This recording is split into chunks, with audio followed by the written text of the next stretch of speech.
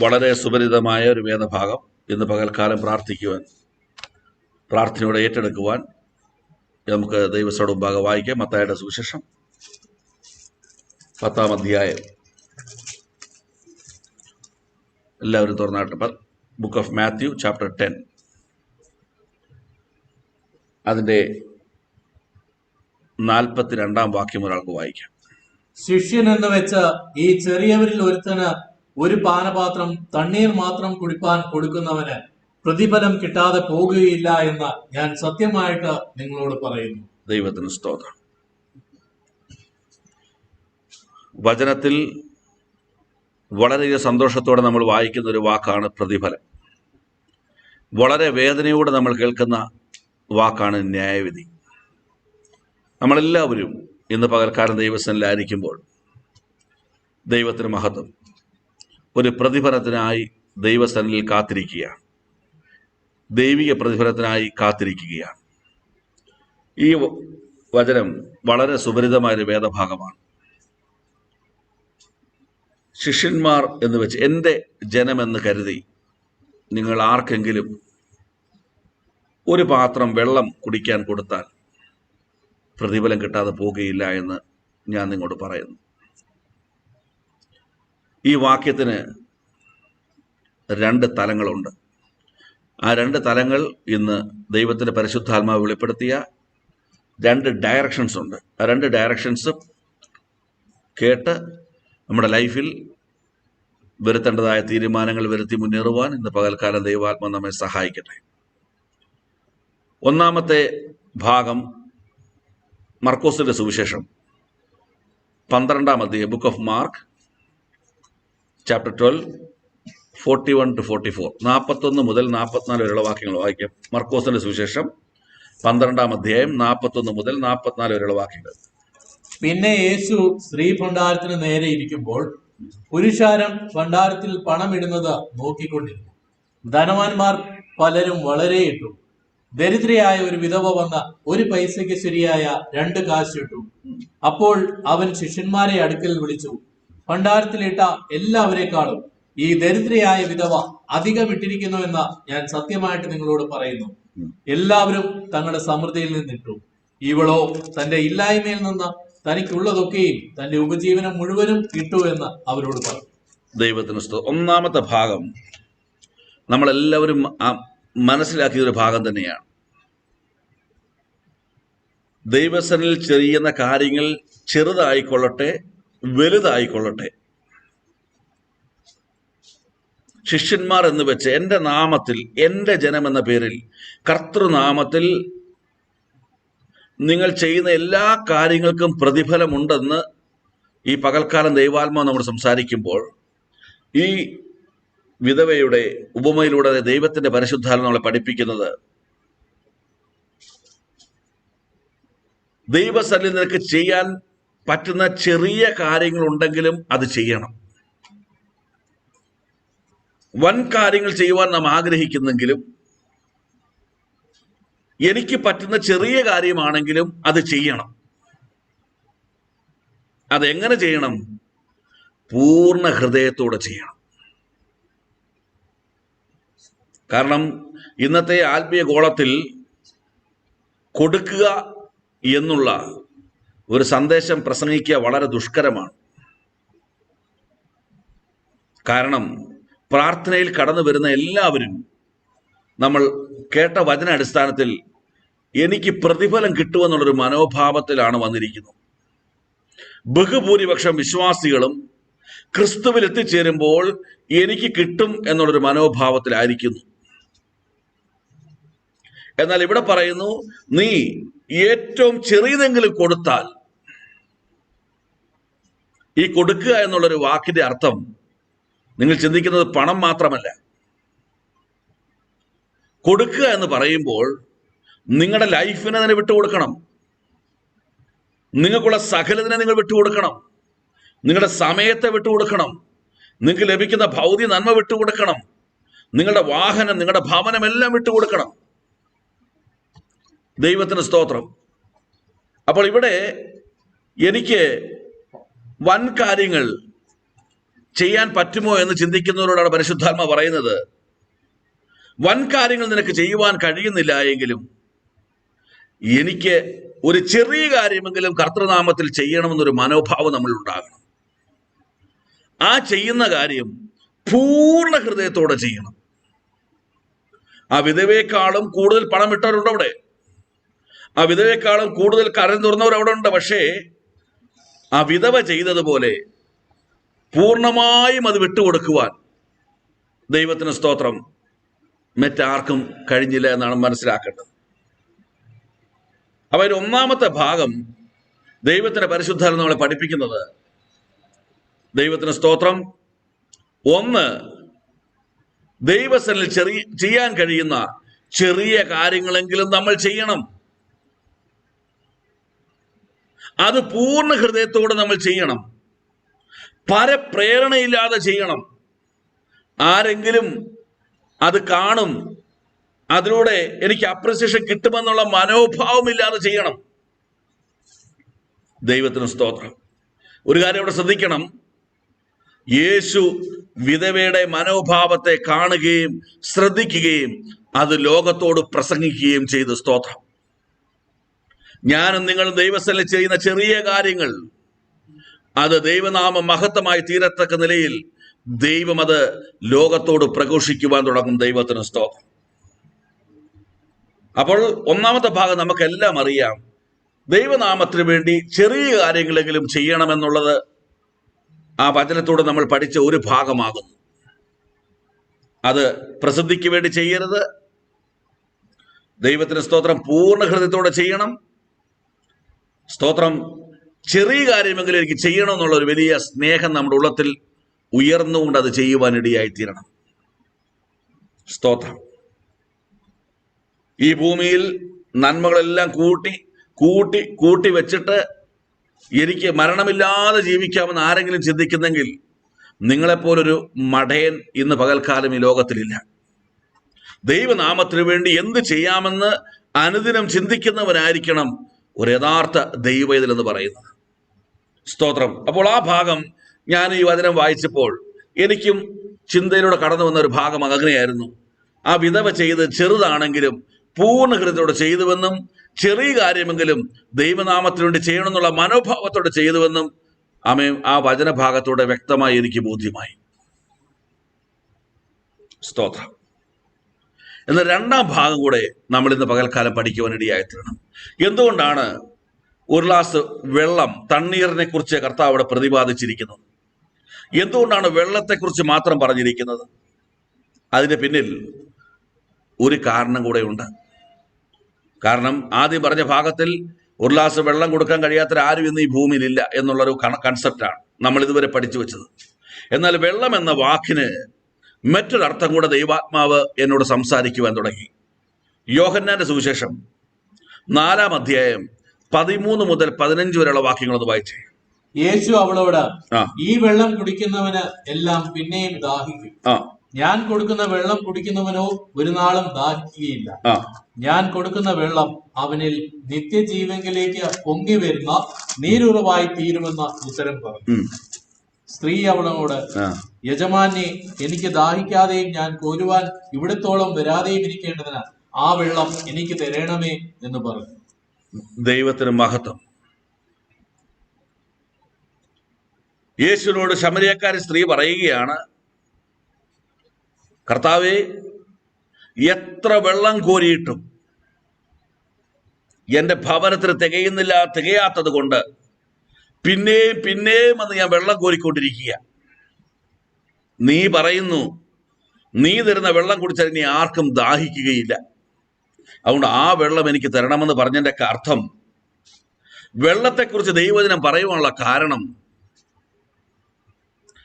ജീവിതത്തിന് രണ്ടറ്റവും കൂട്ടിമുട്ടിക്കുവാൻ കഴിയാതെ നിൽക്കുന്ന, വരവിനേക്കാൾ ചെലവ് കൂടുതലുള്ള, വരവിനേക്കാൾ ആവശ്യകതയുള്ള, പിന്നെയും അധ്വാനിച്ചിട്ടും ഒരിക്കലും നിറവ് വരാത്ത, തികവ് വരാത്ത, ജീവിതത്തിന്റെ രണ്ടറ്റവും കൂട്ടിമുട്ടിക്കുവാൻ എത്തിക്കുവാൻ കഴിയാത്തവന്റെ ശബ്ദമാണ് ഈ വെള്ളമെന്ന് പറയുന്നത്. ശമരിയാക്കാരി സ്ത്രീയിലൂടെ ദൈവാത്മ നമ്മോട് പറയുന്നു, ഞാൻ പിന്നെയും പിന്നെയും കോരുവാൻ വരികയാണ്, എന്റെ ആവശ്യങ്ങൾ നിലയ്ക്കുന്നില്ല. എനിക്ക് ലഭിക്കുന്നതിനെ വെച്ച് കണക്കൂട്ട് നോക്കുമ്പോൾ രണ്ടറ്റവും കൂട്ടിമുട്ടിക്കുവാൻ കഴിയാത്തത് കൊണ്ട് പിന്നെയും പിന്നെയും ഞാൻ വരികയാണ് കിണറിലേക്ക്. സ്തോത്രം. ആ പൂർണ്ണതയിലേക്കും അവൻ നിറവിലേക്കും, കർത്താവെ, എനിക്ക് ഭൂമിയിൽ ഒന്നും നേടിയില്ലെങ്കിലും എന്റെ ജീവിത ആവശ്യങ്ങൾ മാത്രം കടന്നുപോയാൽ മതിയെന്ന് ആഗ്രഹിച്ച് പ്രാർത്ഥിക്കുന്ന ഒരു ബഹുഭൂരിപക്ഷം ഈ ലോകത്തിലുണ്ട്. അവരുടെ നിലവിളിയുടെ ശബ്ദമാണ് ഒരു ഗ്ലാസ് തണ്ണീർ എന്ന് കർത്താവ് പറയുവാനിടയായി തീർന്നു. രണ്ടറ്റം കൂട്ടിമുട്ടിക്കുവാൻ കഴിയാത്തവരുടെ നിലവിളിയുടെ ശബ്ദമാണ് ഒരു ഗ്ലാസ് തണ്ണീർ എന്ന് പറയുന്നത്. യോഹന്നാൻ 19:28 വരുമ്പോൾ അടുത്ത ഭാഗം കാണാൻ കഴിയും. ജോൺ 19:28. യോഹന്നാൻ 19:28 അതിനുശേഷം സകലവും തികഞ്ഞിരിക്കുന്നു എന്ന് യേശു അറിഞ്ഞിട്ട് തിരുവെഴുത്ത് നിവൃത്തിയാകും വണ്ണം എനിക്ക് ദാഹിക്കുന്നു എന്ന് പറഞ്ഞു. എനിക്ക് ദാഹിക്കുന്നു എന്ന് യേശു പറഞ്ഞു. എപ്പോഴാണെന്നറിയാമോ? സകലതും നിവൃത്തിയായി എന്നറിഞ്ഞപ്പോൾ. ഒരു മനുഷ്യന്റെ തകർച്ചയുടെ അവസാന നിമിഷത്തിലെ ശബ്ദമാണ് ഒരു ഗ്ലാസ് തണ്ണീർ. നിന്റെ മുമ്പിൽ കടന്നു വരുന്ന ജീവിതങ്ങൾ അവരുടെ ജീവിതത്തിന്റെ അവസാന നിമിഷത്തോടെ കടന്നു പോകുമ്പോൾ അതിനെയാണ് ഒരു ഗ്ലാസ് തണ്ണീറായി ഇന്ന് പകൽക്കാലം ദൈവാത്മാവ് നമ്മോട് സംസാരിക്കുന്നത്. ഇവിടെ ദൈവപുത്രൻ വിളിച്ചു പറയുകയാണ്, എനിക്ക് ദാഹിക്കുന്നു, എന്റെ അന്തിമത അടുത്തിരിക്കുന്നു. My last moment are very near. ഈ അന്ത്യ നിമിഷത്തിൽ തന്നെ വിടുവിപ്പാൻ, ആശ്വാസം പകരുവാൻ ഒരു ഗ്ലാസ് തണ്ണീർ ലഭിച്ചിരുന്നുവെങ്കിൽ നിന്ന് ചോദിക്കുന്ന ശബ്ദത്തിൽ ഓർത്തുകൊള്ളണം. തകർച്ചയുടെ അവസാന ശബ്ദമാണ് ഒരു ഗ്ലാസ് തണ്ണീർ എന്ന് പറയുന്നത്. ലൂക്കോസ് 16 23-24 വാക്യങ്ങൾ വായിക്കുമ്പോൾ അതിന്റെ ആഴം അല്പം കൂടെ മനസ്സിലാക്കുവാൻ കഴിയും. Luke chapter 16, 23 and 24. ധനവാനും മരിച്ച് അടക്കപ്പെട്ടു. പാതാളത്തിൽ യാതന അനുഭവിച്ചു. അവന്റെ ജീവിതം അവസാനിച്ചു. ഇനി അവന് മടങ്ങി വരവില്ല. മേലോട്ട് നോക്കി ദൂരത്ത് നിന്ന് അബ്രഹാമിനെയും അവന്റെ മടിയിൽ ലാസറിനെയും കണ്ടു. അബ്രഹാം പിതാവേ, എന്നോട് കനിവുണ്ടാകണമേ. ലാസർ വിരലിന്റെ അറ്റം വെള്ളത്തിൽ മുക്കി എന്റെ നാവിനെ തണുപ്പിക്കേണ്ടതിന് അവനെ അയക്കും. പ്രത്യാശ നഷ്ടപ്പെട്ടവന്റെ ശബ്ദമാണ് ഒരു ഗ്ലാസ് തണ്ണീർ. ഇനി അവന് മടങ്ങി വരവില്ല. എനിക്കിനി വിടുതലില്ല. എന്നെ ആര് വിടുവിക്കും? എന്നെ ആര് സഹായിക്കും? എന്റെ പ്രശ്നങ്ങൾക്ക് എങ്ങനെ ഞാൻ പുറത്തു വരും എന്ന് ഉയരുന്ന ശബ്ദത്തിന്റെ ആമേൻ ഉദാഹരണമാണ്, അതിന്റെ അടയാളമാണ് ഒരു ഗ്ലാസ് തണ്ണീർ. സ്തോത്രം. നീ ആർക്ക് കടം കൊടുക്കും? പൈസ നിനക്ക് തിരിച്ചു കിട്ടുമെന്ന് ഉറപ്പുള്ളവർക്ക് നീ കടം കൊടുക്കും. നീ ആരെ ഭവനത്തിൽ നിന്റെ ആഘോഷത്തിന് വിളിക്കും? നിന്റെ സ്റ്റാറ്റസിന് ചേർന്നവരെ നീ ആഘോഷത്തിന് വിളിക്കും.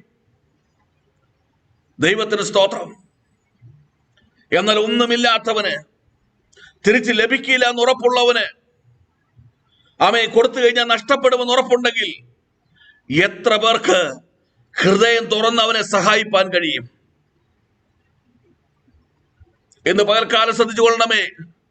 രണ്ടറ്റം കൂട്ടിമുട്ടിക്കാൻ കഴിയാത്തവർ നിന്റെ മുമ്പിൽ എത്തുമ്പോൾ, ജീവിതത്തിന്റെ അവസാന നിമിഷങ്ങളിലേക്ക് മരണമുഖം മാത്രം കണ്ടുകൊണ്ട് നിൽക്കുന്നവർ ജീവിതത്തിലേക്ക് കടന്നു വരുമ്പോൾ, ഇനി ഒരിക്കലും എന്നെ ആർക്കും വിടുവിപ്പാൻ കഴിയില്ല, അത്രത്തോളം പാതാളത്തിൽ അധപ്പതിച്ചു നിൽക്കുന്ന ജീവിതങ്ങൾ നിന്റെ മുമ്പിൽ കടന്നു വരുമ്പോൾ,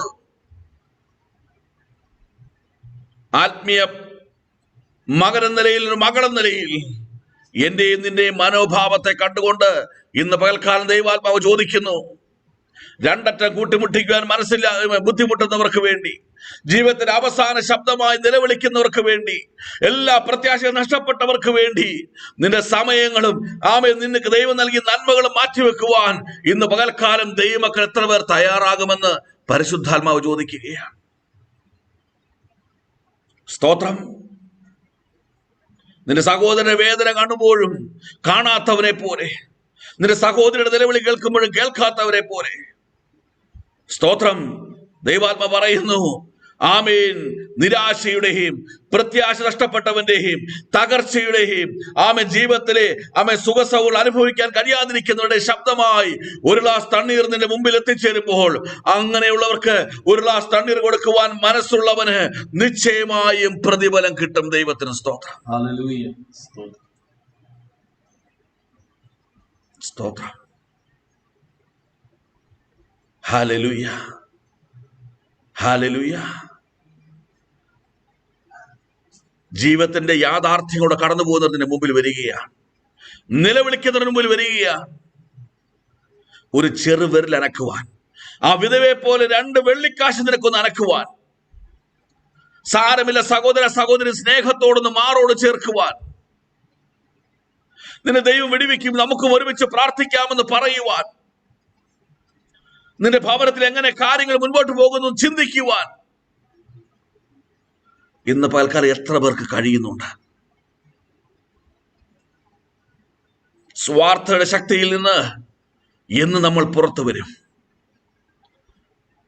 ഞാനും എന്റെ കുടുംബവും അല്ലല്ലാതെ കഴിയുന്നു എന്നുള്ള മനോഭാവത്തിൽ നിന്ന് എപ്പോൾ നീ പുറത്തു വരും? തകരുന്നവന്റെ അവസാന ശബ്ദമായ ഒരു ഗ്ലാസ് തണ്ണീർ പകൽക്കാലം നീ കേട്ടുകൊണ്ടിരിക്കുകയാണ്.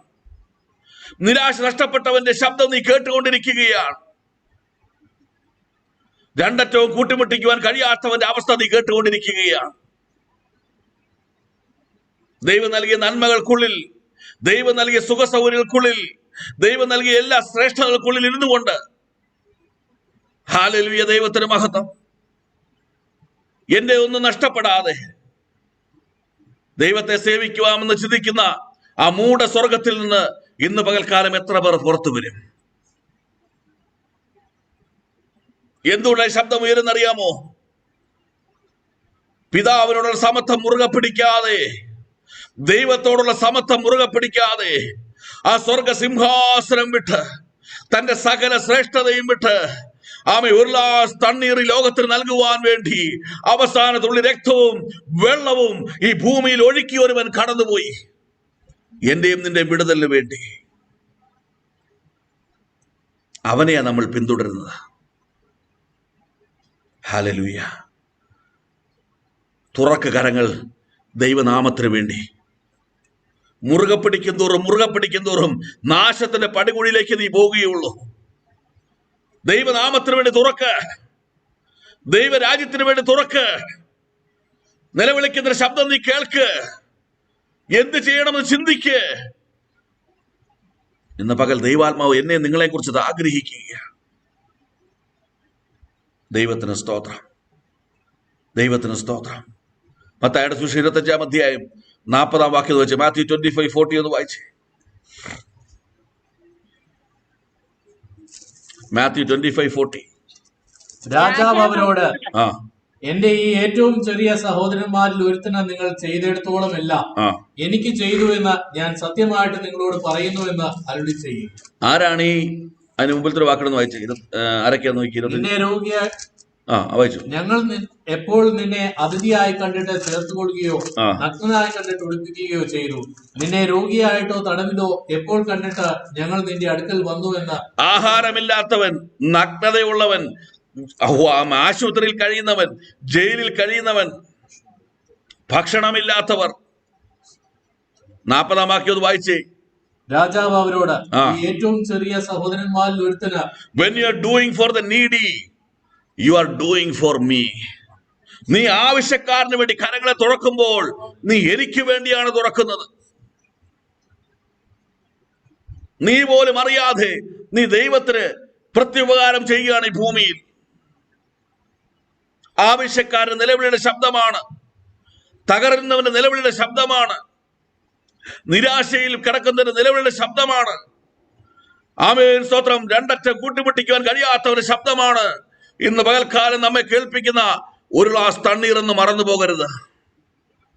എനിക്ക് ദാഹിക്കുന്നു യേശു വിളിച്ചു പറയുമ്പോൾ മിനിറ്റുകൾക്കകം ലോകത്തിൽ നിന്ന് എന്റെ കർത്താവ് മാറ്റപ്പെടുവാൻ ഇടയായി തീർന്നു. നിന്റെ മുമ്പിൽ നിനക്ക് ദൈവം അവസരം നൽകി തരികയാണ്. നശിച്ചു പോകുന്നതിന് മുമ്പായി ഒരുവനെ വിടുവിപ്പാൻ നിന്റെ മുമ്പിൽ ദൈവം എത്തിക്കുകയാണ്. ദൈവത്തിന് സ്തോത്രം.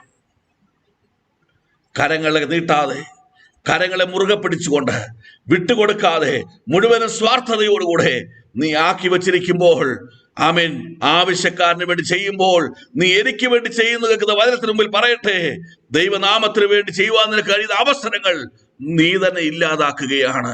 അങ്ങനെ ആ അവസരങ്ങൾ ചെയ്തെടുത്ത് മുന്നോട്ട് പോകുന്നവന് നിശ്ചയമായും പ്രതിഫലമുണ്ടാകും. ഇത് പ്രതിഫലത്തിന് വേണ്ടിയല്ല നീ ചെയ്യേണ്ടത്. ദൈവാത്മാനോട് പറഞ്ഞു, നിലവിളിയുടെ ശബ്ദമാണ് ഒരു ഗ്ലാസ് തണ്ണീർ. നിനക്കത് കേൾക്കുവാൻ കഴിയുന്നുണ്ടോ?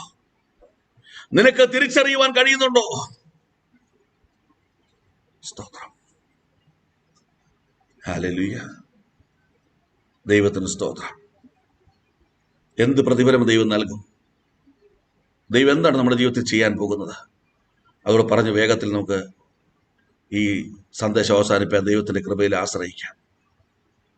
ദൈവത്തിന് സ്തോത്രം. ഉൽപ്പത്തി പുസ്തകം 24 അധ്യായം 1 മുതൽ 4 വരെയുള്ള വാക്യങ്ങൾ വായിച്ച് ദൈവം നൽകുന്ന പ്രതിഫലം എന്താണെന്ന് കാണാൻ കഴിയും. അബ്രഹാം വയസ്സ് എന്ന വൃദ്ധനായി യഹോവ അബ്രഹാമിനെ സകലത്തിലും അനുഗ്രഹിച്ചിരുന്നു. തന്റെ വീട്ടിൽ മൂപ്പനും തനിക്കുള്ളതിനൊക്കെയും വിചാരകനുമായ ദാസനോട് അബ്രഹാം പറഞ്ഞത്, നിന്റെ കൈ എന്റെ തുടയിൻ കീഴിൽ വെക്കുക. ചുറ്റും പാർക്കുന്ന കനാന്യരുടെ കന്യകമാരിൽ നിന്ന് നീ എന്റെ മകന് ഭാര്യയെ എടുക്കാതെ എന്റെ ദേശത്തും എന്റെ ചാർച്ചക്കാരുടെ അടുക്കലും ചെന്ന് എന്റെ മകനായ ഇസഹാക്കിന് ഭാര്യയെ എടുക്കുമെന്ന് സ്വർഗത്തിനും ഭൂമിക്കും ദൈവമായ യഹോവയുടെ നാമത്തിൽ ഞാൻ നിന്നെ കൊണ്ട് സത്യം ചെയ്യും. അബ്രഹാം ഇസഹാക്കിന് വേണ്ടി വിവാഹാലോചന നടത്തുന്നു. തന്റെ ദാസനോട് പറയുന്നു, ഈ കനാന്യരുടെ ഇടയിൽ നിന്ന് പെൺകുട്ടി എടുക്കാതെ നമ്മുടെ സ്വന്തക്കാരുടെ ഇടയിൽ നിന്ന് എടുക്കണമെന്ന് പറഞ്ഞുകൊണ്ട് സത്യം ജയിച്ച് തന്നെ യാത്ര അയക്കുകയാണ്. പിന്നീട് കുറച്ച് വാക്യങ്ങളൊന്നും വായിക്കാനുള്ള സമയമില്ല. അങ്ങനെ അബ്രഹാമിന്റെ വാക്ക് കേട്ട് ഈ ദാസൻ മുന്നോട്ട് നീങ്ങുകയാണ്. അതിന്റെ 10 മുതൽ 14 വാക്യങ്ങൾ വേഗത്തിൽ വായിച്ചേ. അനന്തരം ആ ദാസൻ തന്റെ യജമാനന്റെ ഒട്ടകങ്ങളിൽ 10 ഒട്ടകങ്ങളെയും യജമാനനുള്ള വിവിധമായ വിശേഷ വസ്തുക്കളെയും കൊണ്ട് പുറപ്പെട്ട് മെസൊപ്പൊത്താമ്യയിൽ നാഹോരിന്റെ പട്ടണത്തിൽ ചെന്നു.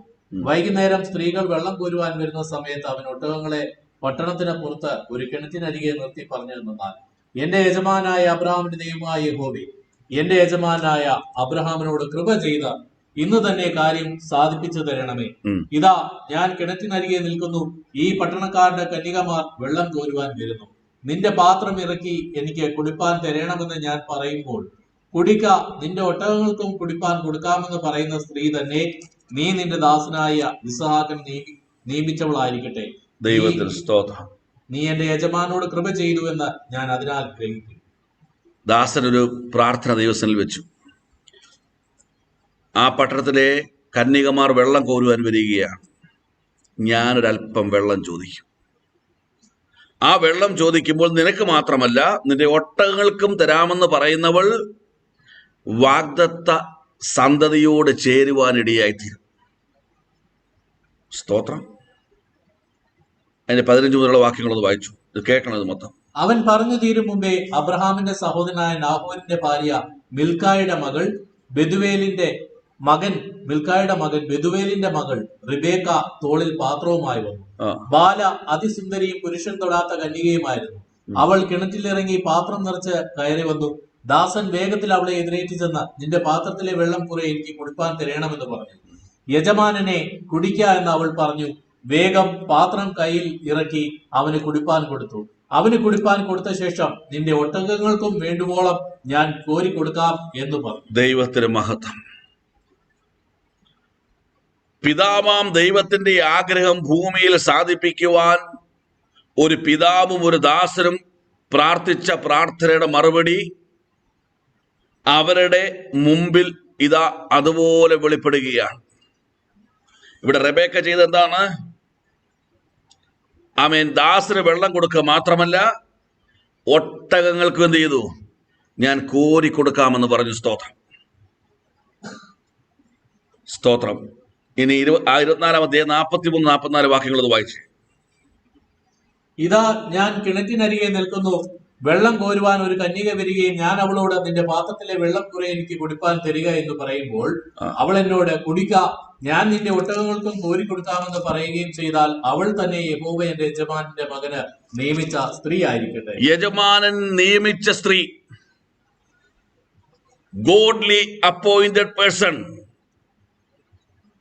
നിലവിളിക്കുന്നവരെയും നിരാശപ്പെട്ടവരെയും ആവശ്യബോധത്തോടെ കടന്നു വരുന്നവരെയും യഥാസമയം ദൈവ നിയോഗത്തോടുകൂടെ സേവിക്കുവാൻ തീരുമാനമുള്ള ഒരു ദൈവത്തിലായി ഇന്ന് പകൽക്കാലം റെബേക്കയെ പോലെ നീ ആയിത്തീരുമെങ്കിൽ ഈ ഭൂപ്പരപ്പിൽ ദൈവിക വേലയ്ക്ക് വേണ്ടി, ദൈവിക ഇഷ്ടം ചെയ്യുന്നതിന് വേണ്ടി, ആമേൻ, പ്രതിഫലമായി ഈ ഭൂപ്പരപ്പിൽ ദൈവം നിന്നെ അപ്പോയിന്റ് ചെയ്യുവാനിടയായി തീരും. ദൈവത്തിന് സ്തോത്രം. ഹല്ലേലൂയ.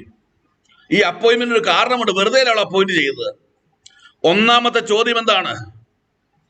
എനിക്ക് വെള്ളം വേണം. അതിനവളെന്ത് മറുപടി പറഞ്ഞു? ഞാൻ വെള്ളം തരാം. തരാമെന്ന് മാത്രമല്ല, അവൾ അത് കോരി കൊടുക്കുകയും ചെയ്തു.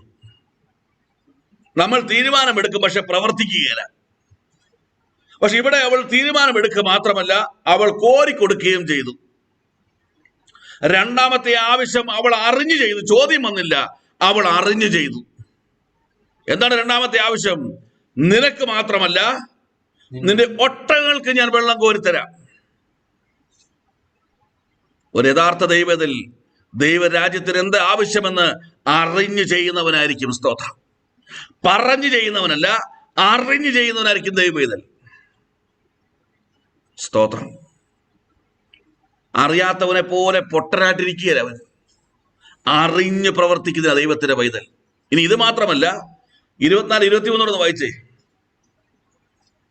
അവൾ,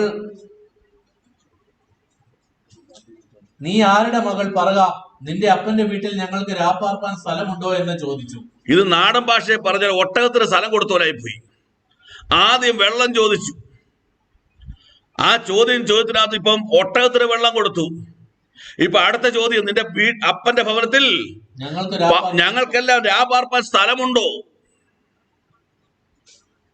സ്തോത്രം. റിക്വയർമെന്റ്സ് കൂടിക്കൂടി വന്നുകൊണ്ടിരിക്കുക. പക്ഷെ റെബേക്കയുടെ പ്രത്യേകം ശ്രദ്ധിക്കണം, എല്ലാ റിക്വയർമെന്റ്സും സന്തോഷത്തോടെ, സ്നേഹത്തോടെ അവൾ ചെയ്യുവാൻ തുടങ്ങി. സ്തോത്രം. സ്വാർത്ഥതയില്ലാതെ, കംപ്ലൈന്റ് പറയാതെ. നീ ഒരു ഗ്ലാസ് വെള്ളം ചോദിച്ചു, ഇനിയിപ്പോ ഒട്ടകത്തിനും കൊടുക്കണം, അവന് കിടക്കാൻ സ്ഥലം കൊടുക്കണം എന്ന് കംപ്ലൈന്റ് പറയാതെ, പിറുപിറുക്കാതെ, ദൈവ നിയോഗത്തോടെ വന്ന കാര്യങ്ങളുടെ നടുവിൽ, ആമേൻ, ഒരു ഗ്ലാസ് തണ്ണീറിന്റെ മുമ്പിൽ, ആമേൻ, അവൾ ചെയ്യേണ്ട അനവധി കാര്യങ്ങൾ മുമ്പിൽ വന്നപ്പോഴും ഒന്നുപോലും പിറുപിറുക്കാതെ, സ്വാർത്ഥതയില്ലാതെ, പരാതി പറയാതെ അവൾ ദൈവനാമത്തിന് വേണ്ടി ചെയ്യുവാൻ തുടങ്ങിയപ്പോൾ, ആമേൻ, ദൈവത്തിന്റെ പരിശുദ്ധാത്മ പറയുന്നു, ഇവളാണ് യഹോവയാൽ നിയമിക്കപ്പെട്ടവൾ. മടിയില്ലാതെ കൊടുക്കുന്നവളായി. സ്തോത്രം. മടിയില്ലാതെ കൊടുക്കുന്നവളായി മാറി. ആവശ്യങ്ങൾ കൂടി വന്നിട്ടും എന്നാലാവത് ചെയ്യാമെന്നുള്ള മനോഭാവത്തോടെ അതിനുമായി ചുവട് വെക്കുന്നവളായി മാറി. സ്തോത്രം. ദൈവസഭയിൽ എന്തെങ്കിലും ഒരു ആവശ്യം പറഞ്ഞാൽ അറിയാത്തവരെ പോലെ നമ്മൾ മാറി നിൽക്കും. അറിഞ്ഞ് ചെയ്യുന്നവനാണ് ദൈവത്തിന്റെ പൈതൽ. അവനെയാണ് ദൈവം നിയോഗിക്കുന്നത്. സ്വാർത്ഥതയില്ലാതെ, പിറുപിറുപ്പില്ലാതെ, പരാതിയില്ലാതെ, ദൈവനാമത്തിന് വേണ്ടി എന്തെല്ലാം കൊടുക്കുവാൻ, എനിക്ക് എന്തെല്ലാം ചെയ്യുവാൻ കഴിയാമോ അതെല്ലാം അറിഞ്ഞു ചെയ്യുന്ന ഒരുവനായി, ആമേൻ, ദൈവത്തിൽ മാറണമെന്ന് പകൽക്കാലം ദൈവാത്മാവ് ആഗ്രഹിക്കുകയാണ്. സ്തോത്രം. ദൈവത്താൽ അനുഗ്രഹിക്കപ്പെട്ടവനായി മാറും. ദൈവത്താൽ അനുഗ്രഹിക്കപ്പെട്ടവളായി മാറും. ദൈവത്താൽ നിയമിക്കപ്പെട്ടവനായി മാറും. സ്തോത്രം. Praise the Lord. നമ്മളെങ്ങനെയാ? ചോദിച്ചത് കൊണ്ട് എന്തെങ്കിലും തന്നു. ഒരു ഗ്ലാസ് വെള്ളം ചോദിച്ചു, അത് കഷ്ടപ്പെട്ടൊക്കെ തന്നു. പിന്നീട് ചോദിച്ചാലും തരികയില്ല, അറിഞ്ഞും പ്രവർത്തിക്കുകയില്ല. സ്തോത്രം. നിന്നെ തന്നെ ദൈവത്തിന് വിട്ടുകൊടുത്തത് എങ്ങനെയാണ്? നിന്റെ ഭവനം ദൈവത്തിനായി തുറന്നു കൊടുത്തിരിക്കുന്നത് എങ്ങനെയാണ്? നിനക്ക് തന്ന വാഹനം നീ എങ്ങനെയാണ് ദൈവത്തിനായി വിട്ടുകൊടുത്തിരിക്കുന്നത്? നിന്റെ ആത്മീയ ജീവിതം നീ എങ്ങനെയാണ് വിട്ടുകൊടുത്തിരിക്കുന്നത്? ഞാൻ വെള്ളിയാഴ്ച ആരാധനയ്ക്കൊക്കെ വരും, അവിടെ കൈയടിക്കും, തിരിച്ചു പോകും. ഇല്ല, ഈ ആരാധന ദൈവം എന്നെ സ്നേഹിക്കുന്നു, ഈ സ്നേഹം മറ്റുള്ളവരിലേക്ക് പകരപ്പെടുവാൻ ഇടയായി തീരണം. അടുത്ത 6 ദിവസവും ദൈവനാമത്തിന് വേണ്ടി എന്ത് ചെയ്യാമെന്ന് അറിഞ്ഞു പ്രവർത്തിക്കുന്നതിനാ ദൈവവേദൽ. അതാണ് ഈ ഉരുള തണ്ണീർ എന്ന് പറയുന്നത്. നിന്റെ മുമ്പിൽ വെക്കുന്ന ചെറിയ ആവശ്യങ്ങൾ അത് വലിയ ആവശ്യങ്ങളായി മാറുമ്പോൾ, ആമേൻ, അതുപോലെ മടിയില്ലാതെ ദൈവനാമത്തിന് വേണ്ടി തുറന്ന മനസ്സോടെ വിറുവിറുപ്പില്ലാതെ പരാതിയില്ലാതെ കൊടുക്കുന്ന ഒരു ദൈവത്തിനായി നിന്നെ കാണുവാൻ ഇന്ന് പകൽക്കാലം ദൈവാത്മാവ് ആഗ്രഹിക്കുകയാണ്. സ്തോത്രം. നിന്നെ ഇവിടുന്ന് കൊണ്ടുപോകാൻ പോകുക, നിന്നെ ഒരു ഭവനത്തിലേക്ക് മാറ്റുവാൻ പോകുക. ആ ഭവനം ദൈവത്താൽ അനുഗ്രഹിക്കപ്പെട്ട ഭവനമാ. ആകാശത്തിലെ നക്ഷത്രങ്ങളെ പോലെ, ഭൂമിയിലെ മണൽത്തരികളെ പോലെ അനുഗ്രഹം പ്രാപിച്ചൊരു ഭവനമാ. സ്തോത്രം. കൊടുക്കുവാൻ കൊടുക്കുവാൻ കൊടുക്കുവാൻ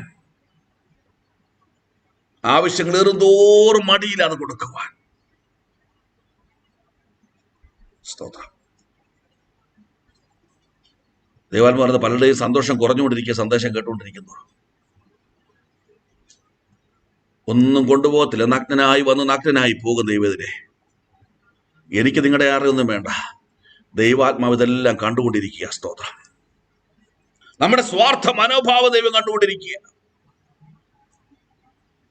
ഇവിടുത്തെ പ്രത്യേകത, എത്ര കന്യകമാർ കോരാൻ വന്നവിടെ, അതിലൊരു കന്യകയ്ക്കല്ലേ തോന്നിയുള്ളൂ ഇത്. ആ ഒരു കന്യക നീ ആയിരിക്കണം. ഒത്തിരി പേർ വിശ്വാസികളായിരിക്കും, ഒത്തിരി പേർ സ്നാനപ്പെട്ടവരായിരിക്കും, ഒത്തിരി പേർ ദൈവനാമത്തിന് വേർപെട്ടവരായിരിക്കും. പക്ഷെ ദൈവനാമത്തിന് വേണ്ടി എല്ലാം വിട്ടുകൊടുക്കുന്ന ഒരു കന്യക നീ ആയിരിക്കണമെന്ന് സ്വർഗത്തിലെ പിതാവ് ഇന്ന് പകൽക്കാലം ആഗ്രഹിക്കുക. ആ നിർമ്മല കന്യകയെ വിവാഹ നിശ്ചയം ചെയ്തിരിക്കുകയാണ്. ഹല്ലേലൂയ. ദൈവത്തിനായി കൊടുക്കുവാൻ മനസ്സുള്ളവനെ. ദൈവത്തിന് സ്തോത്രം. അവൾക്കെല്ലാം ഉണ്ട്. വെള്ളം കോരി കൊടുക്കാൻ തൊട്ടിയുണ്ട്, വെള്ളമുണ്ട്, അവളുടെ വീട്ടിൽ ആപാർക്കാൻ സ്ഥലമുണ്ട്, എല്ലാം ഉണ്ട്. ഒന്നുപോലും അവൾ നോ പറഞ്ഞില്ല. എല്ലാം ആമേൻ ദൈവനാമത്തിനായി വിട്ടുകൊടുത്തു. സ്തോത്രം. 1 രാജാക്കന്മാരിലേക്ക് ഒന്ന് മടങ്ങി വന്നാൽ 17-ാം അധ്യായം 8 മുതൽ 10 വരെയുള്ള വാക്യങ്ങളൊന്ന് വായിച്ച്. പ്രതിഫലത്തെക്കുറിച്ച് പറയാം. 1 രാജാക്കന്മാർ 17-ാം അധ്യായം അതിന്റെ 8 മുതൽ 10 വരെയുള്ള വാക്യങ്ങൾ. അപ്പോൾ അവന് യഹോവയുടെ അരുളപ്പാട് ഉണ്ടായതെന്തെന്നാൽ, നീ എഴുന്നേറ്റ് സീദോനോട് ചേർന്ന് സാരെഫാത്തിലേക്ക് ചെന്ന് അവിടെ പാർക്കാം. നിന്നെ പുലർത്തേണ്ടതിന് അവിടെയുള്ള ഒരു വിധവയോട് ഞാൻ കൽപ്പിച്ചിരിക്കുന്നു. അങ്ങനെ അവൻ എഴുന്നേറ്റ് സാരെഫാത്തിന് പോയി. അവൻ പട്ടണവാതിൽക്കൽ എത്തിയപ്പോൾ അവിടെ ഒരു വിധവ വിറക് പെറുക്കിക്കൊണ്ടിരിക്കുന്നു. അവൻ അവളെ വിളിച്ചു, എനിക്ക് കുടിപ്പാൻ ഒരു പാത്രത്തിൽ കുറെ വെള്ളം കൊണ്ടുവരണമേ എന്ന് പറഞ്ഞു. Price the Lord. സാഹചര്യം ഓർക്കണം. അതിന്റെ 1-ാം വാക്യം വായിച്ചെങ്ങനെയാ പറഞ്ഞിരിക്കുന്നത്? ഇനിയും ഞാൻ പറഞ്ഞിട്ടല്ലാതെ ഇവിടെ മഞ്ഞും മഴയും ഉണ്ടാകത്തില്ല. ദേശത്ത് ക്ഷാമമാണ്. 7-ാം വാക്യം വായിച്ചേ. എന്നാൽ ദേശത്ത് മഴ പെയ്യായികയാൽ കുറെ ദിവസം കഴിഞ്ഞ ശേഷം തോട് വറ്റിപ്പോയി. അവിടെ ഉണ്ടായിരുന്ന തോടും വറ്റിപ്പോയി. എല്ലാം ശൂന്യമായി. മഴയില്ല, തോടില്ല, വെള്ളമില്ല. എന്നാൽ ദൈവ നിയോഗത്തോടു കൂടെ ഒരു അഭിഷിക്തനെ ഒരു ഭവനത്തിലേക്ക് ദൈവം അയച്ചിരിക്കുകയാണ്. 1-ാമത്തെ അസൈൻമെന്റ് എന്താണ്? നീ പോകുമ്പോൾ എനിക്ക് എന്ത് കൊണ്ടുവരണം? ഒരു ഗ്ലാസ് തണ്ണീർ കൊണ്ടുവരണം. അതിന്റെ 12-ാം വാക്യം ഒന്ന് വായിച്ച്. അതിനവൾ, നിന്റെ ദൈവമായ യഹോവയാണ്. അല്ല, 11-ാം വാക്യം. അവൾ കൊണ്ടുവരുവാൻ പോകുമ്പോൾ ഒരു കഷ്ണം അപ്പവും കൂടെ നിന്റെ കയ്യിൽ കൊണ്ടുപോരണമേ എന്ന് അവൻ അവളോട് വിളിച്ചു പറഞ്ഞു. വെള്ളം അവളുടെ ഭവനത്തിലുണ്ടോ അറിയില്ല. പക്ഷെ അതെടുക്കാനായി അവൾ തിരിഞ്ഞു പോകുമ്പോൾ അടുത്ത അസൈൻമെന്റ് വരികയാണ്. വരുമ്പോ എന്ത് ചെയ്യണം? ഒരു കഷ്ണം അപ്പം കൂടെ കൊണ്ടുവരണം. അവളുടെ മറുപടി കേട്ട്, അതിനവൾ, നിന്റെ ദൈവമായ യഹോവയാണ്. കലത്തിൽ ഒരു പിടി മാവും തുരുത്തിയിൽ അല്പം എണ്ണയും മാത്രമല്ലാതെ എനിക്ക് ഒരു അപ്പവും ഇല്ല. ഞാൻ ഇതാ 2 വിറക് പെറുക്കുന്നു. ഇത് കൊണ്ടുചെന്ന് എനിക്കും മകനും വേണ്ടി ഒരുക്കി അത് ഞങ്ങൾ തിന്നിട്ട് മരിപ്പാനിരിക്കുകയാകുന്നു എന്ന് പറഞ്ഞു. റെബേക്കയ്ക്ക് സകലതും അവളുടെ കരങ്ങളിൽ ഉണ്ടായിരുന്നുവെങ്കിൽ സാരെഫാത്തിലെ വിധവയുടെ ജീവിതത്തിൽ അവൾക്കും അവളുടെ കുടുംബത്തിനും ഉള്ളതുപോലും അവളുടെ ഇല്ല. മരണമുഖത്തവർ നിൽക്കുകയാണ്. മരിക്കുവാൻ അവർ തയ്യാറെടുക്കുകയാണ്. അവസാന റിസോഴ്സും കൂടെ അവസാനിച്ച് കഴിയുമ്പോൾ ഇനി ഞങ്ങളുടെ മുമ്പിൽ ജീവിതമെല്ലാം തീരുമാനമെടുത്ത് അവർ മരിക്കുവാൻ തയ്യാറായി നിൽക്കുകയാണ്. പക്ഷേ എന്താണ് സംഭവിച്ചത്? 13 വാക്യങ്ങൾ വായിച്ചേ. ഏലിയാവ് അവളോട്, ഭയപ്പെടേണ്ട, എന്ന് നീ പറഞ്ഞതുപോലെ ചെയ്യുക. എന്നാൽ ആദ്യം എനിക്ക് ചെറിയ ഒരു അട ഉണ്ടാക്കി കൊണ്ടുവരിക. പിന്നെ നിനക്കും നിന്റെ മകനും വേണ്ടി ഉണ്ടാക്കിക്കൊള്ളുക. യഹോവ ഭൂമിയിൽ മഴ പെയ്യിക്കുന്ന നാൾ വരെ കലത്തിലെ മാവ് തീർന്നു പോവുകയില്ല, ഭരണിയിലെ എണ്ണ കുറഞ്ഞു പോവുകയും ഇല്ല എന്ന് ഇസ്രായേലിന്റെ ദൈവമായ യഹോവ അരുളി ചെയ്യുന്നു എന്ന് പറഞ്ഞു. അവൾ ചെന്ന് ഏലിയാവ് പറഞ്ഞതുപോലെ ചെയ്തു. അങ്ങനെ അവളും അവൾ ചെന്ന് ഏലിയാവ് പറഞ്ഞതുപോലെ ചെയ്തു. ആ വാക്യം ഒന്നുകൂടെ നിങ്ങൾ പറയണം. അവൾ ചെന്ന് ഏലിയാവ് പറഞ്ഞതുപോലെ ചെയ്തു.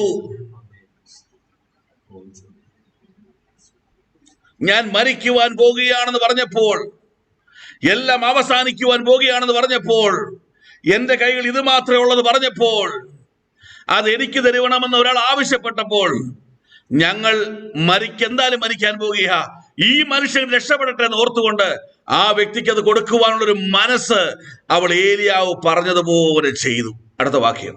അങ്ങനെ അവളും അവനും അവളുടെ വീട്ടുകാരും ഏറിയ നാൾ അഹോവൃത്തി കഴിച്ചു. അടുത്ത വാക്യം. യഹോവ ഏലിയാവ് മുഖാന്തരം അരുളി ചെയ്ത വചനപ്രകാരം കലത്തിലെ മാവ് തീർന്നു പോയില്ല, ഭരണിയിലെ എണ്ണ കുറഞ്ഞു പോയതുമില്ല. Price the Lord. എല്ലാം ഉണ്ടായിട്ട് നിനക്ക് ദൈവനാമത്തിന് കൊടുക്കാൻ കഴിയത്തില്ലെന്ന്, എനിക്ക് തന്നെ തികയുന്നില്ല, പിന്നെ എങ്ങനെ ഞാൻ കൊടുക്കുമെന്നാണ് ചോദിക്കുന്നത്. എനിക്ക് തികഞ്ഞാലല്ലേ കൊടുക്കാൻ പറ്റുള്ളൂ. ദൈവാത്മാവ് പറയുന്നു, തികഞ്ഞാലും നീ കൊടുക്കുകയില്ല. കൊടുക്കുമായിരുന്നുവെങ്കിൽ നീ എപ്പോഴും കൊടുക്കുമായിരുന്നു. ദൈവമക്കളെ, എന്റെ അനുഭവം ഞാൻ പറഞ്ഞുകൊള്ളട്ടെ. 250 കേടിക്ക് ഞാനിവിടെ ജോലി ചെയ്യുമ്പോൾ മാസം ഒരു 700-800 കേടി വേണം പലിശ ഉൾപ്പെടെ കൊടുത്തുകൊണ്ട് എനിക്ക് ഇവിടെ ജീവിക്കുവാൻ. ദൈവത്തിന് മഹത്വം. എന്ത് ചെയ്യുന്നറിയാമോ? ശമ്പളം ലഭിക്കുമ്പോൾ 40 കേടി എടുത്ത് 25 കേടിയ ദശാംശം, ഞാൻ അങ്ങനെ ചെയ്തില്ല, 40 കേടി എടുത്ത് ദൈവനാമത്തിന് വേണ്ടി ഞാൻ കൊടുക്കും. പിന്നെ എത്ര കേടി ബാക്കിയുണ്ട്? 210 കേടി. എത്ര കേടി വേണം ഒരു മാസം ജീവിക്കുവാൻ? 800 കേടിയെങ്കിലും എനിക്ക് ഒരു മാസം ജീവിക്കാൻ വേണം. പലിശ കൊടുക്കണ്ട, എന്തായാലും തികയത്തില്ല. എന്നാലും എന്റെ ദൈവത്തിന് കൊടുക്കാനുള്ളത് എന്റെ ഇല്ലായ്മയിൽ നിന്ന് എടുത്ത് ദൈവനാമത്തിന് വേണ്ടി വലിച്ചെറിഞ്ഞു കൊടുത്ത് സന്തോഷത്തോടു കൂടെ ഞാൻ പറയട്ടെ, അവൻ ആർക്കും കടക്കാരനല്ല. അവൻ ആർക്കും കടക്കാരനല്ല. കൃപയാൽ എനിക്ക് പറയുവാൻ കഴിയും, പ്രാഗൽഭ്യത്തോടെ പറയുവാൻ കഴിയും, ദൈവനാമത്തിന് വേണ്ടി ആമേ വചനം പറയുന്നതിനേക്കാൾ കൂടുതലായി ഇന്ന് വരെ തുറന്നു കൊടുക്കുവാൻ മനസ്സറിവുള്ള ദൈവം എനിക്ക് കൃപ നൽകിയതിന്റെ കാരണം ഒന്നെനിക്കറിയാം, ഒന്നും ഞാൻ കൊണ്ടുപോകാൻ പോകുന്നില്ല. എന്റെ ദൈവത്തിന് വേണ്ടി എന്തെങ്കിലും കൊടുത്താൽ ആമേൻ, സ്തോത്രം, അത് ആമേൻ ഏറ്റവും ശ്രേഷ്ഠകരമായി നിലകൊള്ളും. അനേകർ മരിക്കുന്നവർക്ക് അത് ജീവൻ പകരുന്നതായി മാറുവാൻ തക്കവണ്ണം ഇടയായിത്തീരും. ഇവിടെ പറഞ്ഞ വാക്ക് ഇന്ന് പകർക്കാലം നിന്നോട് ദൂത് പറയുക. ആമേൻ, സ്തോത്രം, ആമേൻ. യഹോവയുടെ വചനപ്രകാരം മാവ് തീർന്നു പോയില്ല, ഭരണിയിലെ എണ്ണ കുറഞ്ഞു പോയതുമില്ല. നിനക്കില്ലായ്മയിൽ നിന്ന് ദൈവനാമത്തിന് വേണ്ടി ദൈവവചനപ്രകാരം നീ കൊടുക്കുവാൻ തയ്യാറാകുമെങ്കിൽ ഇന്ന് പകൽക്കാലം ദൈവാത്മാവ് പറയുന്നു, you will become A part of the continuous blessing. ഒരിക്കലും നിലയ്ക്കാത്തൊരു അനുഗ്രഹത്തിന്റെ ഉടമയായി നീ നിന്റെ കുടുംബവും മാറും. സ്തോത്രം, സ്തോത്രം. സഭയിലേക്ക് കാശുണ്ടാക്കാനുള്ള സന്ദേശമല്ലത് കേട്ടോ. ഹല്ലേലൂയ. സഭ ദൈവത്തിൻ്റെയാ, ദൈവം നടത്തും. നീയും നിന്റെ കുടുംബവും അനുഗ്രഹിക്കപ്പെടണമോ? ആമേൻ, ആമേൻ. ദൈവനാമത്തിന് വേണ്ടി കൊടുക്കുവാനുള്ളത് തടഞ്ഞു വെക്കരുത് ദൈവമക്കളെ. മുറുകെ പിടിക്കരുത്. അത് തുറന്നു വിടണം ദൈവനാമത്തിന് വേണ്ടി. നിനക്ക് തികഞ്ഞിട്ടല്ല നീ കൊടുക്കുന്നത്, അത് കാണുന്ന ഒരു സ്വർഗീയ പിതാവായി ഇന്ന് പകൽക്കാലം നിന്നോട് സംസാരിക്കുന്നത്. നീ ചോദിച്ചത് നിലച്ച് അത്യന്തപരമായി നടത്തുവാൻ കഴിവുള്ളവനാണ് നിന്നോട് സംസാരിക്കുന്നത്. Be ready to sacrifice your blessings. നിന്റെ സന്തോഷങ്ങളും നന്മകളും സുഖങ്ങളും സാക്രിഫൈസ് ചെയ്യാൻ തയ്യാറാകുമെങ്കിൽ, ഞാനും എന്റെ കുഞ്ഞും കഴിച്ചില്ലെങ്കിലും ഈ അഭിഷിക്തൻ കഴിക്കട്ടെ എന്ന് പറഞ്ഞുകൊണ്ട് ദൈവ നിയോഗത്തിന്റെ ഭാഗമായി മാറുവാൻ ആ വിധവ യഹോവയുടെ വചനപ്രകാരം അനുസരിച്ചപ്പോൾ നിലയ്ക്കാത്ത അനുഗ്രഹം അവളുടെ ജീവിതത്തിൽ വെളിപ്പെടുവാൻ തക്കവണ്ണം ഇടയായി തീർന്നു. പുറത്ത് മഴയില്ല, മഞ്ഞില്ല, വെള്ളമില്ല, പക്ഷേ അവളുടെ ഭവനത്തിനകത്തെ മാവ് കുറഞ്ഞില്ല, എണ്ണ കുറഞ്ഞതുമില്ല. സ്തോത്രം. ഹല്ലേലൂയ. എന്നവള് ബക്കാലെ പോയെന്നല്ല പറഞ്ഞത്. മാവ് എടുക്കും തോറും വർദ്ധിക്കുവാൻ തുടങ്ങി. എണ്ണ ഒഴിക്കും തോറും വർദ്ധിക്കുവാൻ തുടങ്ങി. ഇന്ന് പകൽക്കാലം ദൈവാത്മ ദൂത് പറയുന്നു, ആമേൻ, വിട്ടു കൊടുക്കും തോറും ആമേൻ, ദൈവ ശൂന്യമായ മണ്ഡലങ്ങളെ നിറച്ച് ഒരു സമൃദ്ധിയിലേക്ക് ഇതിനെ നടത്തുവാൻ ഇടയായി തീരും. ദൈവത്തിന് സ്തോത്രം. ഹല്ലേലൂയ. അഭിഷിക്തനെ അന്നേരം സഹായിക്കുവാൻ അവിടെ ധനാഢ്യന്മാരില്ലാഞ്ഞിട്ടല്ല, കൊടുക്കുവാൻ മനസ്സുള്ള ഒരു സാരാഫാത്തിലെ വിധവയെ മാത്രമേ ദൈവം കണ്ടുള്ളൂ. നിന്റെ ദേശത്ത്, നിന്റെ ഭവനത്തിൽ ദൈവനാമത്തിന് വേണ്ടി കൊടുക്കുന്ന ഒരു വ്യക്തിയായി ദൈവം നിന്നെ മാത്രമേ കാണുന്നുള്ളൂ. നീ കൊടുക്ക്. നിന്റെ സഹോദരന്മാർ നടുവിൽ ദൈവം നിന്നെ മാനിക്കുവാൻ ഇടയായി തീരും. സ്തോത്രം. ഗീവ്, കൊടുക്കുന്നേ. സ്തോത്രം. പ്രതിഫലം എന്താ? You will become the part of the continuous blessing. മഹാമാരിയല്ല, സാമ്പത്തിക ഞെരുക്കമല്ല, ഈ കൊടു ദാരിദ്ര്യം വന്നാലും ദൈവത്തിലെ നിന്റെ കുടുംബത്തെ ഉണ്ടല്ലോ, പട്ടുമെത്തലോടെ എന്റെ ദൈവം നടത്തും. ഒരു ദാരിദ്ര്യമില്ലാതെ, ഒരു ശൂന്യതയുമില്ലാതെ. എന്റെ കർത്താവ്, അമ്മേ, പുറത്ത് മഴയുണ്ടോ, ദാരിദ്ര്യമാണോ, ആമേ, പുറത്ത് ക്ഷാമമാണോ, തോട് പറ്റിപ്പോയി, എല്ലാം സംഭവിക്കട്ടെ, നിന്റെ കരത്തിന്, നിന്റെ പേഴ്സിന് ഒന്നും കുറയാതെ ദൈവം നിന്നെ സൂക്ഷിക്കുമെന്ന്. You will be part of the continuous blessing. എല്ലാം തികഞ്ഞിട്ട് കൊടുക്കാൻ ഇരിക്കുവാണോ? നടക്കുകയില്ല. കൊടുത്താൽ തികയും. സ്തോത്രം. ആമേൻ. ഹല്ലേലൂയ. 2 രാജാക്കന്മാരുടെ പുസ്തകം, 2 Kings chapter 3, 5-8 വായിച്ചു. അപ്പൊ അവിടെ പറഞ്ഞ് പ്രാർത്ഥിക്കാം. 2 രാജാക്കന്മാർ chapter 3, 5-8. എന്നാൽ ആഹാബ് മരിച്ച ശേഷം മോവാബ് രാജാവ് ഇസ്രായേൽ രാജാവിനോട് മത്സരിച്ചു. ആ കാലത്ത് യഹോരാം രാജാവ് ശമര്യയിൽ നിന്ന് പുറപ്പെട്ട ഇസ്രായേലിനെ ഒക്കെ എണ്ണി നോക്കി. പിന്നെ അവൻ, മോവാബ് രാജാവ് എന്നോട് മത്സരിച്ചിരിക്കുന്നു, മോവാബിനോട് യുദ്ധത്തിന് നീ കൂടെ പോരുമോ എന്ന യഹൂദ രാജാവായ യഹോശാഫാത്തിനോട് ആളയച്ചു ചോദിച്ചു. അതിനവൻ, ഞാൻ പോരാം, നീയും ഞാനും എന്റെ ജനവും നിന്റെ ജനവും, എന്റെ കുതിരകളും നിന്റെ കുതിരകളും ഒരുപോലെ അല്ലോ. അങ്ങനെ ഇസ്രായേൽ രാജാവ് യഹൂദ രാജാവ് ഏദോം രാജാവുമായി മോവാബിയർക്കെതിരെ യുദ്ധത്തിനായി പുറപ്പെട്ടു. അവർ 7 ദിവസത്തെ വഴി ചുറ്റി നടന്ന ശേഷം അവരോട് കൂടിയുള്ള സൈന്യത്തിനും മൃഗങ്ങൾക്കും വെള്ളം കിട്ടാതെ ആയി. അപ്പോൾ ഇസ്രായേൽ രാജാവ്, അയ്യോ, ഈ 3 രാജാക്കന്മാരെയും യഹോവ വിളിച്ചു വരുത്തിയത് അവരെ മോവാബിയരുടെ കയ്യിൽ ഏൽപ്പിക്കേണ്ടതിനോ എന്ന് പറഞ്ഞു. സ്തോത്രം. എന്നാൽ യഹോശാഫാത്ത്, നാം യഹോവയുടെ അരുളപ്പാട് ചോദിക്കേണ്ടതിന് ഇവിടെ യഹോവയുടെ പ്രവാചകൻ ആരും ഇല്ലയോ എന്ന് ചോദിച്ചത്. ഇസ്രായേൽ രാജാവിന്റെ പുത്രന്മാരിൽ ഒരുത്തൻ, ഏലിയാവിന്റെ കൈക്ക് വെള്ളം ഒഴിച്ച ശാഫാത്തിന്റെ മകൻ എലീശ ഇവിടെ ഉണ്ട് എന്ന് പറഞ്ഞു. ഏലിയാവിന് വെള്ളം കൊടുത്തതല്ല, ഏലിയാവിന്റെ കൈക്ക് വെള്ളം ഒഴിച്ച ഷാഫാത്തിന്റെ മകൻ എലീശ ഇന്ന് ആരാ? ആ ദേശത്തിലെ യഹോവയുടെ പ്രവാചകനായി മാറി. ദൈവനാമത്തിന് വേണ്ടി നീ കൊടുത്താൽ, അവന്റെ കൈക്ക് ഒരല്പം വെള്ളം ഒഴിച്ചു കൊടുത്താൽ, കാരണം എൻ്റെ പ്രത്യേകത ഓർക്കണം, അവിടെ ഒത്തിരി ജനമുണ്ട്, പക്ഷേ ഒരു അഭിഷിക്തന്റെ കൈകളിൽ വെള്ളം ഒഴിച്ചു കൊടുക്കാനുള്ള ഒരുവൻ ശാഫാത്തേ ഉള്ളായിരുന്നു.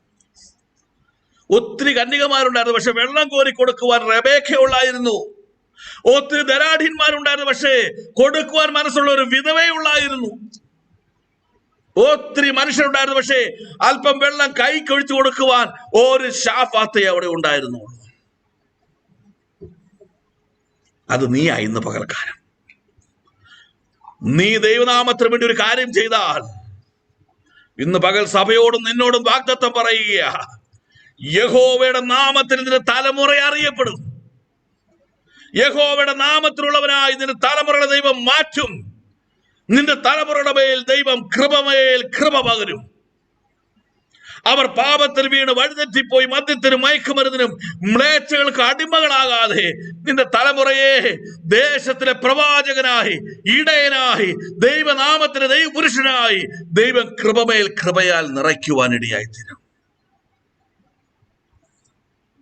സൈന്യവും യുദ്ധം എണ്ണി നോക്കി, എത്ര പേരുണ്ടെന്ന് എണ്ണി നോക്കി, പക്ഷേ ഈ 3 രാജാക്കന്മാർക്ക് ജയിച്ചടക്കാൻ കഴിയാത്ത ഒരു ശത്രുവിന്റെ മേൽ ജയമെടുക്കുവാൻ തലമുറയായ ഏലിയാവിനെ ദൈവം കരങ്ങൾ ഉപയോഗിക്കാൻ പോകുന്നു. ദൈവത്തിന് സ്തോത്രം. ഏലിയാവ് രാജാവല്ല, യുദ്ധങ്ങൾ, സൈന്യങ്ങളില്ല, രഥങ്ങളില്ല, കുതിരകളില്ല. അവൻ ആശ്രയിക്കുന്ന ഒരു യഹോവയുണ്ട്. അവന്റെ അപ്പൻ ആശ്രയിച്ച ഒരു യഹോവയുണ്ട്. സ്തോത്രം. നീ ഞെറുക്കി ഞെറുക്കി പിടിക്കുമ്പോൾ ആ ഞെരുക്കം നിന്റെ തലമുറകൾ അനുഭവിക്കും. നീ കർത്താവിന് വേണ്ടി കൊടുക്കുമ്പോൾ നിന്റെ തലമുറകൾ സമൃദ്ധിയോടെ നിറയും. സ്തോത്രം. Hallelujah, hallelujah.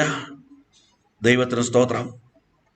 ഞങ്ങൾ ഏറ്റവും പട്ടിണിയിൽ കിടക്കുമ്പോൾ, ഞങ്ങളുടെ ഭവനത്തിൽ ദാരിദ്ര്യം കൊടുകുത്തി വാഴുമ്പോൾ എല്ലാം 4-5 ചൊവ്വാഴ്ച ഒരു പ്രാർത്ഥനയുണ്ട്. അന്ന് എൻ്റെ മാതാവ് രാവിലെ എഴുന്നേറ്റ്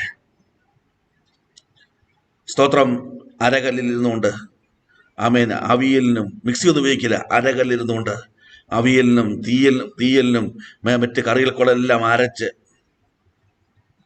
വരുന്ന ദൈവദാസന്മാർക്ക്, ദൈവമക്കൾക്ക് കൊടുക്കുവാനായിട്ട് ഏറ്റവും രുചികരമായ ആഹാരം ഞങ്ങൾക്ക് ലഭിച്ചിരുന്ന, ഞങ്ങൾക്കുള്ള നന്മയിൽ നിന്ന് ഏറ്റവും ശ്രേഷ്ഠമായത് കൊടുക്കും. അന്ന് ഞാൻ എൻ്റെ മാതാവിനോട് പറയും, ഈ 4-5 ചൊവ്വാഴ്ച ബാക്കി എല്ലാ ദിവസവും സാമ്പാറിനും രസത്തിനൊക്കെ വെള്ളം നീട്ടിയാണല്ലോ തരുന്നത്. പ്രാർത്ഥനയുടെ രസത്തിനും സാമ്പാറിനും കുറുക്കമാണല്ലോ. മമ്മിക്ക് ഇവർക്കെല്ലാം കൊടുത്താൽ മതി, ഞങ്ങൾക്ക് തരാൻ മനസ്സില്ലല്ലോ, സ്നേഹമില്ലോ എന്ന് പറയുമ്പോൾ അഭിഷിക്തന്മാരെയും അഭിഷിക്തകളെയും ദൈവമക്കൾക്കും ഏറ്റവും ശ്രേഷ്ഠകരമായത്, ഞങ്ങളുടെ പരിമിതിയിൽ നിന്നുകൊണ്ട് ഏറ്റവും ശ്രേഷ്ഠകരമായത് കൊടുക്കണമെന്ന് ആഗ്രഹിച്ച് ചെയ്ത പ്രവൃത്തിയുടെ അനന്തരഫലം ഇന്ന് വരെയും തലമുള്ള ആരും പട്ടിണി കിടന്നിട്ടില്ല. സ്തോത്രം. Praise the Lord.